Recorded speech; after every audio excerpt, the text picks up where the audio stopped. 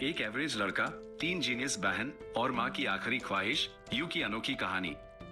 तो गाइस, आज हम एक ऐसी कहानी में डूबेंगे जहाँ टैलेंट, एक्सपेक्टेशंस और फैमिली की बुनियाद को हिला देता है। हमारे हीरो का नाम है यू, एक बिल्कुल एवरेज लड़का। उसकी कहानी की शुरुआत होती है जब वो सेका एकेडमी ऑफ द एलीट्स में ट्रांसफर होता है, और भाई, इसकी वजह सिर्फ और सिर्फ ये थी कि उसकी माँ, सबरा एस, वहां से ग्रेजुएट हुई एक लेजेंडरी प्रोडिजी थी। यू बॉक्सिंग रिंग में कदम रखता है और मार्शल आर्ट्स क्लब के वाइस कैप्टन से बुरी तरह पिट जाता है, जो उस पैथेटिक वीकलिंग कहता है। उसकी इस बुरी परफॉर्मेंस को देखकर भीड़ भी पीछे नहीं रहती, लेफ्ट राइट से गालियां देती है, हैरान है कि कोई इतना क्लूलेस लड़का सबरा एस का बेटा कैसे हो सकता है। यू वापस खड़ा होता है, अपनी लेट माँ की यादों से खुद को आग लगाने की कोशिश करता है, जिनकी खूबसूरती और एक्टिंग स्किल्स को पूरी दुनिया में तारीफ मिलती थी। सबरा इतनी गिफ्टेड थी कि वो एक प्रेस्टिजियस इंटरनेशनल यूनिवर्सिटी से अपनी क्लास में टॉप करके ग्रेजुएट हुई थी। उसका ओपोनेंट एक अजीब तरीके से एनकरेज करते हुए यू के अंदर कुछ जगने की कोशिश करता है, कहता है कि स्कूल की 3 रॉयल्स उसके अंदर की छिपी पावर को देखने का इंतजार कर रही हैं। लेकिन यू बार बार यही कहता रहता है कि उस कभी स्पोर्ट्स में इंटरेस्ट नहीं रहा और ना ही उस कभी कोई ट्रेनिंग मिली है। फिर भी हर कोई उस पर अपनी एक्सपेक्टेशंस का बोझ डालना जारी रखता है। फ्रस्ट्रेट होकर वो सीधी सादी सच्चाई चीख कर बताता है कि वो अपनी मां नहीं है और एक dramatic burst of untapped power की तरह ट्रेनर पर चार्ज कर देता है। क्राउड खुद को तैयार करती है कुछ बड़ा होने की उम्मीद में, लेकिन भाई, यू सिर्फ 2 हल्के पोक मरता है जिससे ट्रेनर हिलता भी नहीं। ट्रेनर गुस्से में आता है और हमारे हीरो को सीधा जमीन पर पटक देता है, एक बार फिर दर्दनाक तरीके से ये साफ कर देता है कि यू डिसअपॉइंटमेंट के अलावा कुछ नहीं है।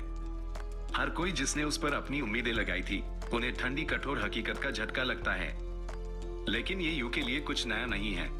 वो इस बोझ को तब से उठा रहा है जब से वो दुनिया में आया है। यू फिर स्मर्क करता है और ट्रेनर पर एक जब मरता है, कुछ ऐसी बात फेंकता है कि जितना ज्यादा एवरेज कोई होता है, उतना ही ज्यादा वो टैलेंट को किसी होली ग्रेल की तरह ऑब्सेस करता है।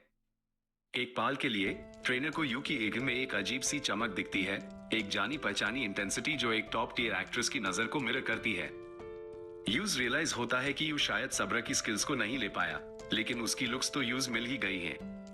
फिर भी ट्रेनर यूज झटक देता है जैसे हाई यू मर कर जाने लगता है।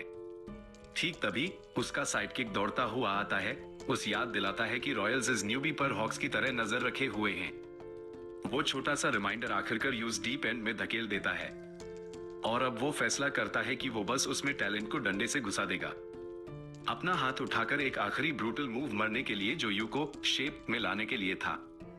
लेकिन ठीक पंच लैंड होने से पहले एक ऑरेंज हेड फाइटर कहीं से तूफान की तरह आती है और ट्रेनर को उड़ा देती है। यूज मार्शल आर्ट्स के लिए पूरा डिस्ग्रेस, कहती है, क्योंकि वो एमेटर से लड़ रहा था। डोजो में हर कोई यूज कैप्टन बुलाता है। 3 रॉयल्स का आगमन जब जीनियस घर में भी बवाल मचाए। ठीक तभी एक ब्लू हेड और एक ग्रीन हेड लेडी ऐसे आती हैं जैसे वो किसी कॉन्सर्ट को क्रैश कर रही हों। ये पूछती हैं कि एक्ट्रेस के बेटे ने टेस्ट में कैसा किया। ब्लू हेड वाली है कजुकी, इतनी फेमस कि उसके शो टिकट्स शेल्फ्स पर आने से पहले ही गायब हो जाते हैं। ग्रीन हेड वाली है मिवा, शोगी में सबसे कम उम्र की टाइटल होल्डर, क्योंकि अपेरेंटली कुछ लोग प्यूबर्टी से पहले हाई पीक पर पहुंच जाते हैं। और जो ऑरेंज हेड फाइटर पहले बीच में कूदी थी, वो निकलती है एथलीट प्रोग्राम से निको, एक मार्शल आर्ट्स चैंप जिसका रिकॉर्ड फ्लॉलेस है और ईगो भी उसी लेवल का।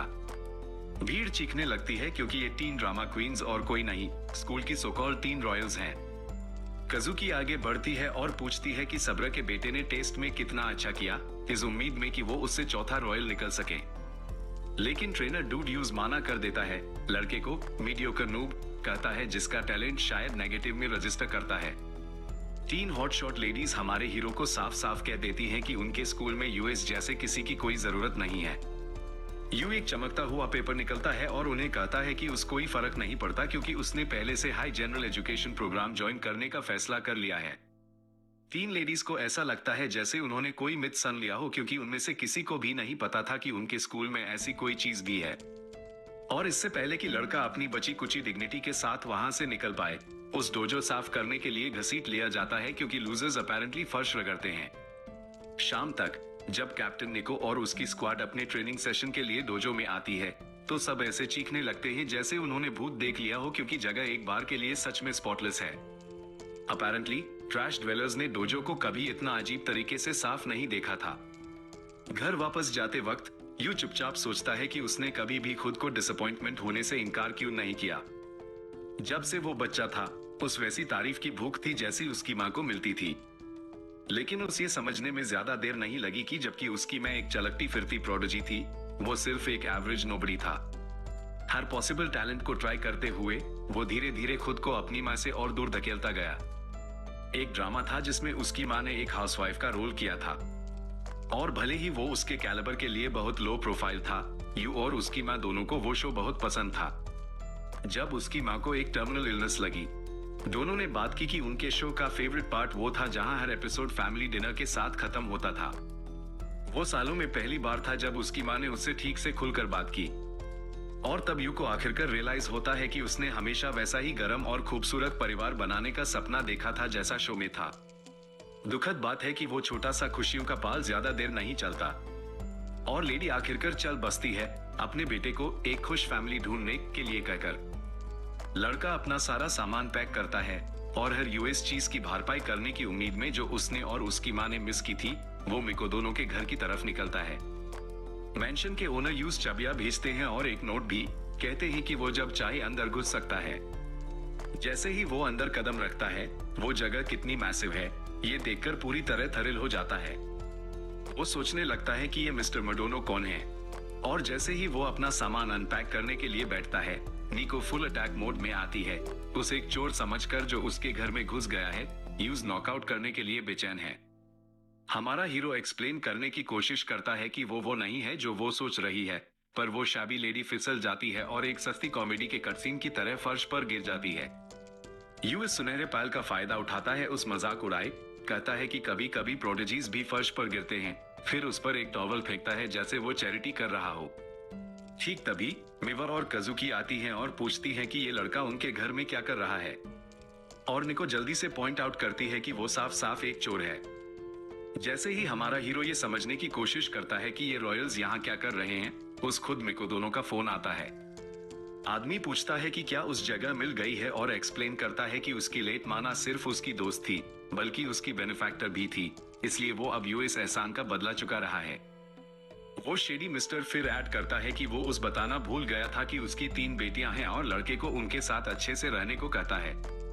यू सिस्टर्स की तरफ मुड़ता है, अपनी माँ की मरते वक्त की ख्वाहिश को याद करता है और सोचने लगता है कि अब उस सच में 3 मिको दोनों लड़कियों के साथ फैमिली बनानी होगी। उसके लिए ये पूरी सिचुएशन एक सपने से कम नहीं लगती। 3 गिफ्टेड क्यूटीज के साथ रहना तो हेवन से मिली ब्लेसिंग जैसा लगता है। लड़कियां हालांकि इस अरेंजमेंट से ज्यादा खुश नहीं लगती, पर क्योंकि उनके दादे जो शॉट्स ले रहे हैं, उनके पास खेलने के अलावा कोई ऑप्शन नहीं है। फिर भी लड़का खुद को संभलता है और दोबारा प्रॉपर्ली इंट्रोड्यूस करता है, उन्हें बेहतर तरीके से जानने की उम्मीद में। ठीक तभी लड़के को कुछ डरावना रियलाइज होता है। पूरा मैंशन पिग पेन जैसा लगता है, जो घर के रूप में ड्रेसअप है, हर जगह गड़बड़ फैली हुई है। अपैरेंटली कजुकी डिशेस की इंचार्ज थी, पर उसने कुछ हाफ बेक्ड एक्सक्यूज बना दिया कि उसके पास टाइम नहीं था। सच में उसने ट्राई तो किया था, पर हर एक डिश तोड़ दी और फ्रस्ट्रेशन में हार मान गई। इसी बीच मिवर और निको को लॉन्ड्री और क्लीनिंग हैंडल करनी थी, लेकिन उनके लुक और मूव को देखते हुए वो ऐसे डिजास्टर्स लगते हैं जिन्हें खुद क्लीनिंग की जरूरत है। जहां उन्हें तकलीफ होती है, वहां से रोस्ट होने के बाद लेडीज जल्दी से गियर्स चेंज करती हैं और हमारे हीरो को घसीटना शुरू कर देती हैं, ये बोलकर कि उसने एप्टीट्यूड टेस्ट में मुश्किल से मिजरेबल 45 को किया था। लेकिन यू इससे जाने नहीं देता और उन्हें मजाक उड़ता है, यूज 42 करके करेक्ट करता है। जबकि वो तीनों झगड़ते रहते हैं और बेकार की कंप्लेंट्स उछलते रहते हैं, वो आसपास देखते हैं और धीरे धीरे नोटिस करते हैं कि सब कुछ अचानक 5 स्टार होटल लॉबी की तरह चमक रहा है। पता चलता है जबकि वो बातें करने में बिजी था, लड़का पहले से ही किसी क्लीनिंग विजर्ड में बदल गया था। अगली सुबह हमारा हीरो इस उम्मीद में जगता है कि वो ब्रेकफास्ट पर लेडीज को और बेहतर तरीके से जान पाएगा, क्योंकि आज स्कूल नहीं है। वो थोड़ा आराम करने का प्लान करता है, पर वो आइडिया जल्दी ही मर जाता है थैंक्स टू नॉनस्टॉप अर्थक्वेक्स जो पूरी जगह को हिला रहे थे, जो निकलती है निको कैजुअली अपने पर्सनल डोजो में नंगे मुट्ठियों से टाइल्स को तोड़ते हुए। वो पागलपन देखने के बाद वो दूसरों को चेक करने जाता है।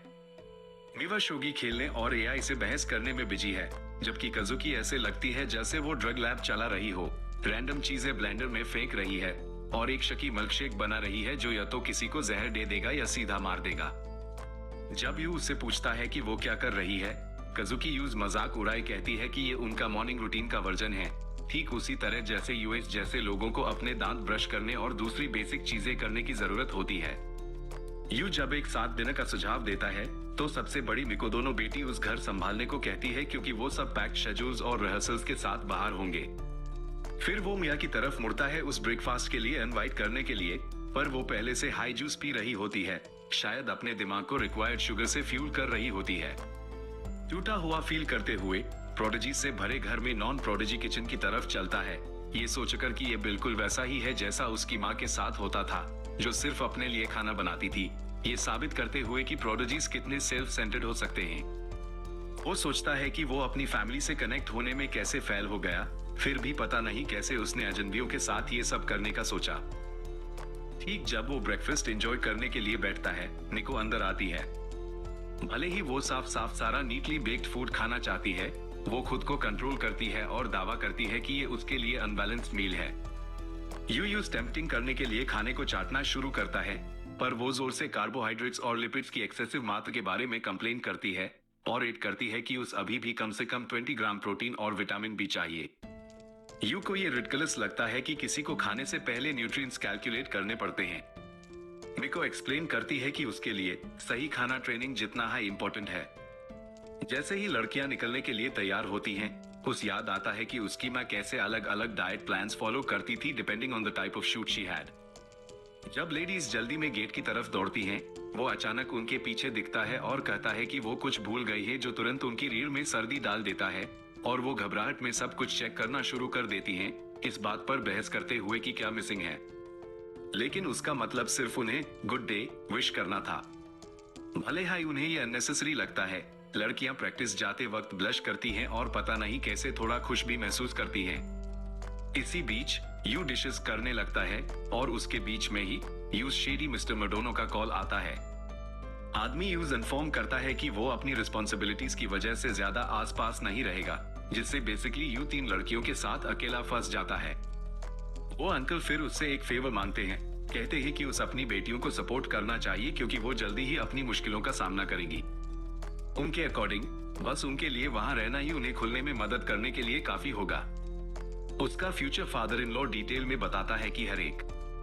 तो गाइस, क्या यू इन 3 जीनियस बहनों के साथ एक फैमिली बना पाएगा? क्या वो अपनी माँ की आखिरी ख्वाहिश पूरी कर पाएगा? और कैसे वो इन सब चुनौतियों का सामना करेगा? ये सब जानने के लिए बने रहिए हमारे साथ। वीडियो को लाइक और चैनल को सब्सक्राइब करना मत भूलना और नोटिफिकेशन बेल भी दबा देना ताकि हमारी कोई भी वीडियो मिस ना हो। अगली वीडियो में मिलते हैं। Take care.